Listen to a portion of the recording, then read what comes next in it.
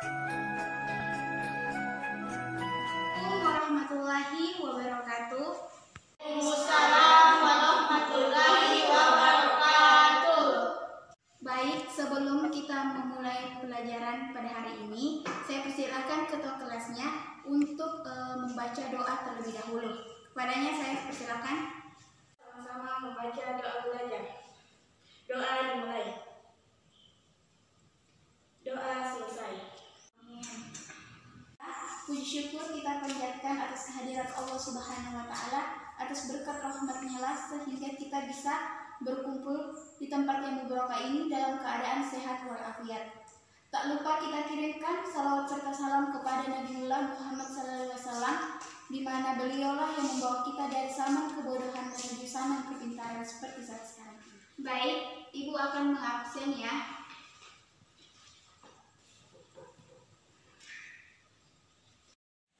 Andi Nafis, Rifka, Hadir Bu. Rati, Hadir Bu. Ningsih, Hadir Bu. alhamdulillah hadir semua ya. Baik anak-anakku sekalian, di sekitar kita banyak tumbuhan dan hewan yang berbeda spesies. Seperti contohnya saja, seperti di belakang kelas ini ada kebun. Tumbuhan tersebut, di mana mereka semua hidup dalam satu lingkungan. Yang hidup dalam satu lingkungan itu disebut ekosistem. Ekosistem yang ada di bumi ini mungkin kelihatannya permanen atau sama dalam waktu sewaktu. Tapi contohnya saja seperti kebun yang Ibu jelaskan tadi yang ada di belakang kelas anak-anakku sekalian. Apakah ini akan berubah atau akan tetap menjadi kebun? Ya, tentu tidak. Kemungkinan kebun ini akan berubah menjadi sawah atau perumahan. Banyak faktor yang dapat mempengaruhi sehingga kebun itu akan berubah menjadi perumahan atau sawah dan lain-lain. Hidup memiliki perubahan yang berbeda-beda. Ada yang berubah dalam jangka panjang dan ada pula yang berubah dalam waktu rentang. Disenggol sedikit saja akan berubah. Nah, mengapa ini bisa terjadi? Ya, jawabannya karena keragaman hayati. Sesuai dengan pelajaran kita hari ini, yaitu keanekaragaman hayati di Indonesia. Tujuan pembelajaran yang kita tempuh di sini ada 9 tujuan pembelajaran. Tapi pada hari pertemuan ini kita hanya membahas 4 tujuan pembelajaran saja. Pertama yaitu peserta didik dapat menjelaskan konsep dasar keanekaragaman hayati. Poin kedua, peserta didik dapat menganalisis 3 klasifikasi keanekaragaman hayati. Dan poin yang ketiga, peserta didik dapat menganalisis 2 pelestarian keanekaragaman hayati. Dan poin yang terakhir, peserta didik dapat memberikan 5 perangan keanekaragaman hayati. Baik, itulah tujuan pembelajaran yang kita akan tempuh pada pertemuan ini.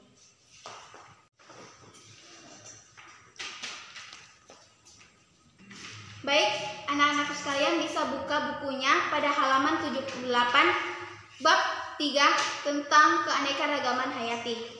Saya tahu apa itu keanekaragaman hayati? Saya, Bu. Ya, saya persilakan Rifka.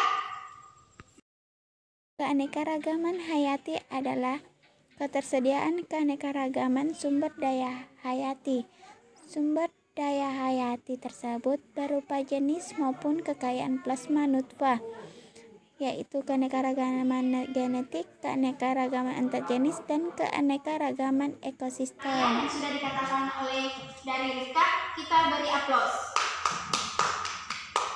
Keanekaragaman hayati adalah kekayaan atau bentuk kehidupan di bumi, baik itu tumbuhan, hewan, mikroorganisme, genetika yang dikandungnya, maupun ekosistem, serta proses-proses ekologi yang dibangun menjadi lingkungan hidup. Keanekaragaman hayati sendiri sering pula disebut sebagai biodiversitas. Biodiversitas ini dapat kita temui di sekitar kita. Berbagai makhluk hidup yang kita temui menggambarkan adanya perbedaan-perbedaan antara makhluk hidup yang saling menyeimbangkan. Di sini ada pertanyaan? Baik, saya persilakan Ningsih. Ada berapa tingkat keanekaragaman hayati? Oke, baik. Siap pertanyaan dari Ningsih. Nah, mengenai tingkat keanekaragaman hayati. Nah, tingkat keanekaragaman hayati itu ada 3 tingkatan. Yang pertama, keanekaragaman hayati gen, kedua, keanekaragaman hayati spesies, dan yang terakhir, keanekaragaman hayati ekosistem. Nah, untuk lebih jelasnya nanti Ningsih, Ibu akan menayangkan sebuah video. Nanti di situ ada pemaparan pengertiannya terkait dengan tingkat keanekaragaman hayati tersebut. Ibu akan menayangkan sebuah video. Saya harap anak-anakku sekalian itu bisa fokus untuk memperhatikan video tersebut. Selamat menyaksikan.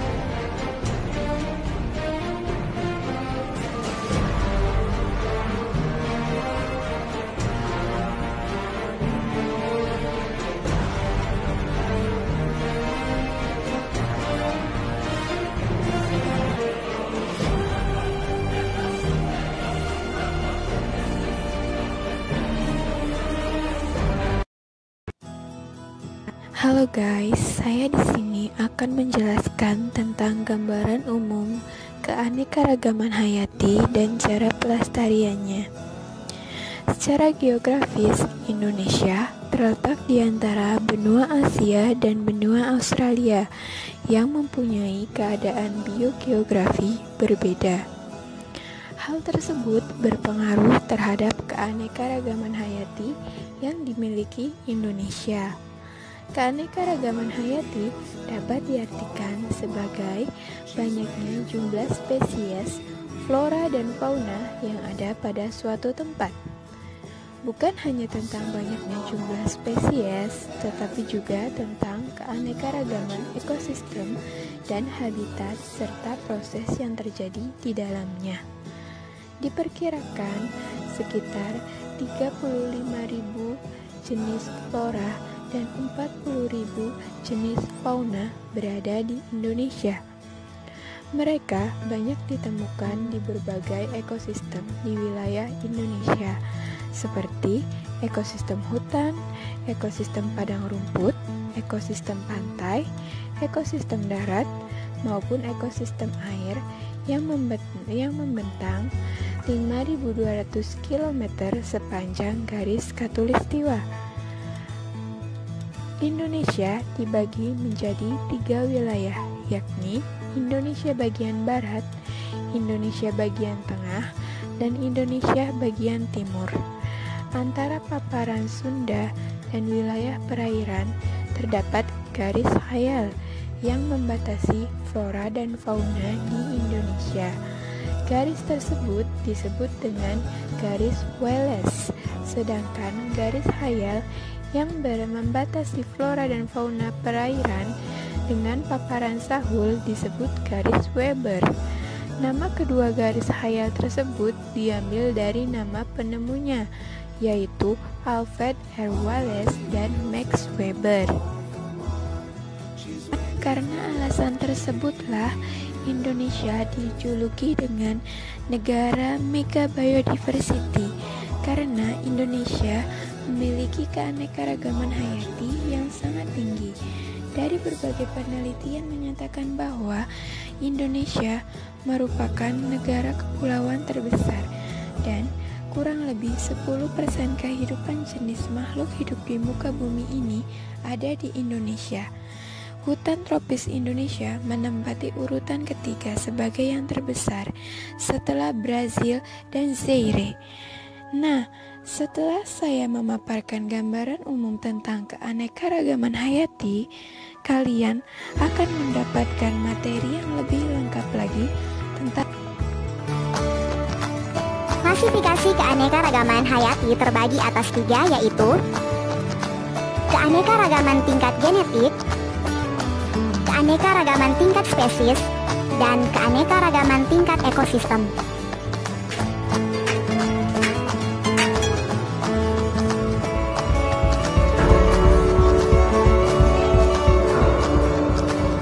Keanekaragaman gen yaitu susunan gen dalam satu spesies. Contohnya, spesies kucing Felis domestica yang terdapat variasi seperti kucing Anggora berbulu panjang dan kucing Balinese berbulu pendek. Contoh lainnya yaitu pada tumbuhan mangga, Mangifera indica. Mangga apel dan mangga golek memiliki perbedaan pada bentuk buahnya.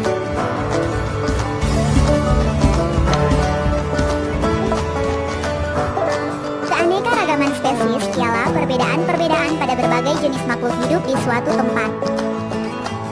Keanekaragaman jenis muncul karena adanya pengaruh gen dan lingkungan.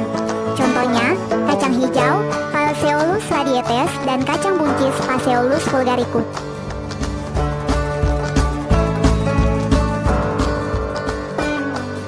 Contoh lainnya yaitu keanekaragaman pada ular cincin emas, Boiga dendrophylla, dan ular kelapa, Boiga irregularis.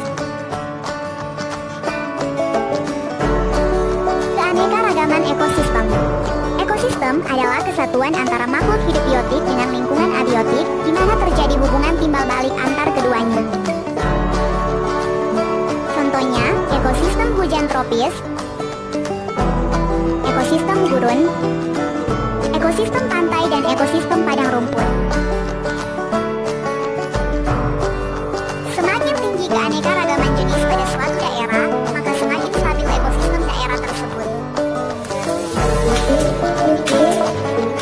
Peran keanekaragaman hayati yaitu sebagai penghasil sumber daya alam hayati, sumber plasma nutfa atau sumber gen, sumber perikanan, sarana pengembangan ilmu pengetahuan, pendidikan, rekreasi dan wisata, serta keanekaragaman aspek sosial dan budaya masyarakat.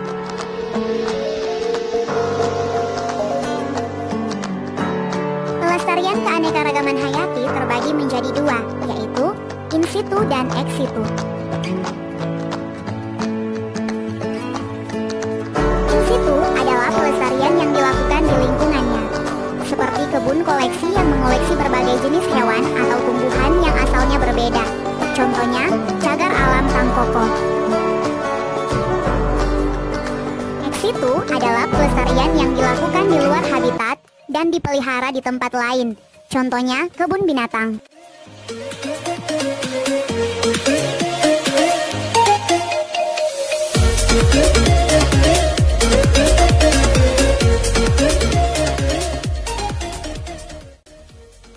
Indonesia sebagai salah satu negara terluas di dunia memiliki tumbuhan dan satwa liar yang beragam. Peran kita ialah menjaga kelestarian tumbuhan dan satwa liar yang ada. Jika kita tidak bisa menjaga keanekaragaman hayati yang ada di Indonesia, yang akan terjadi adalah kerusakan keanekaragaman hayati, baik itu kerusakan dari segi fungsi maupun peranannya. Nah, diharapkan masa muda sekarang kita bisa lebih bermanfaat lagi untuk menjaga keanekaragaman hayati dan peduli akan lingkungan di sekitar kita dengan baik.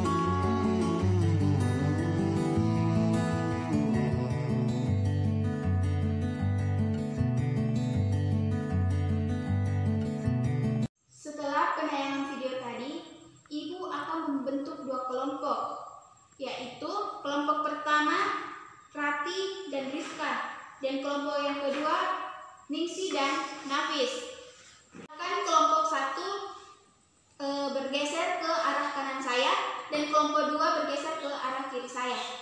Di sini kita akan membuat mind map yang membahas tentang upaya pelestarian keanekaragaman hayati. Kelompok 1 membahas tentang upaya pelestarian keanekaragaman hayati metode insight. Kemudian kelompok kedua membahas tentang upaya pelestarian keanekaragaman hayati metode excite. Berdiskusi dengan teman kelompoknya. Untuk mengumpulkan informasi, silahkan menggunakan literatur yang ada, yaitu buku dan internet.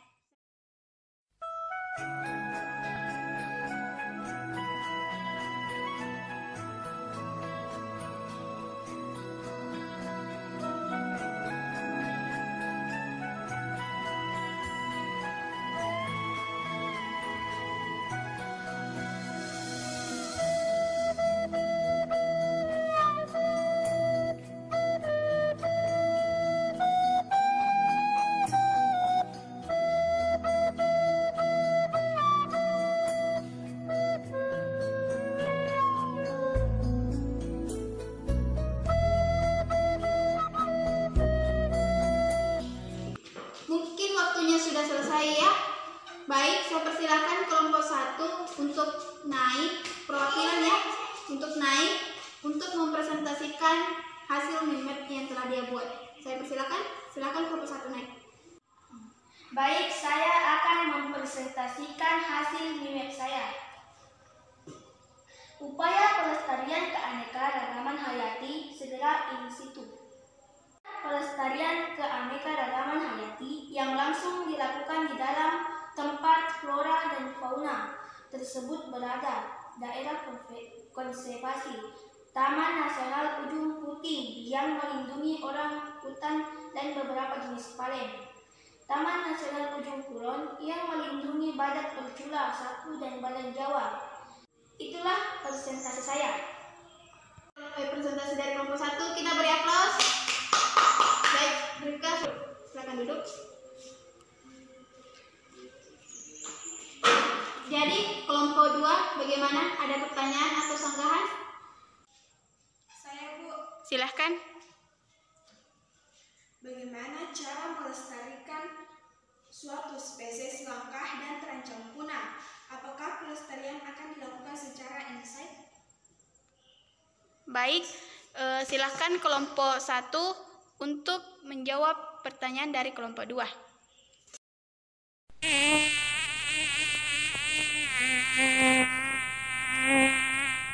Terkait pertanyaan dari kelompok 2 mengenai cara melestarikan suatu spesies langka dan terancam punah, apakah pelestarian akan dilakukan secara insight?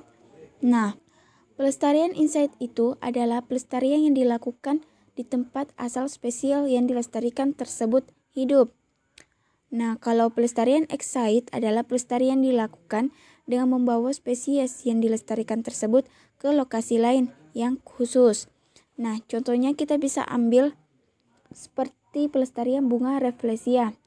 Rafflesia adalah genus tanaman yang banyak terdapat di Asia Tenggara, yaitu di Sumatera, Kalimantan, dan Filipina.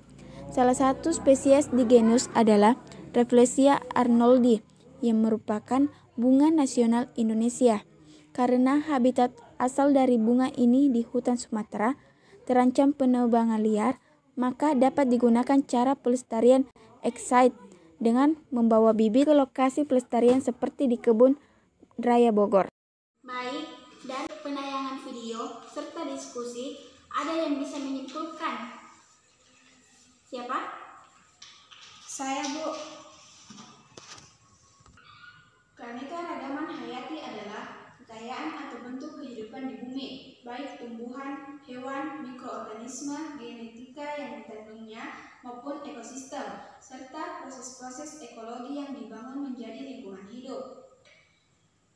Secara garis besar, biodiversitas dibagi menjadi 3 tingkat, yaitu keanekaragaman gen, keanekaragaman spesies, dan keanekaragaman ekosistem. Oke, baik. Pelajaran selanjutnya kita masih membahas tentang keanekaragaman hayati, tapi kita fokus pada observasi atau mengamati tingkat keanekaragaman hayati. Baik, terima kasih semua anak-anakku sekalian sudah berpartisipasi serta bersemangat dalam pembelajaran hari ini. Saya kira sudah cukup ya.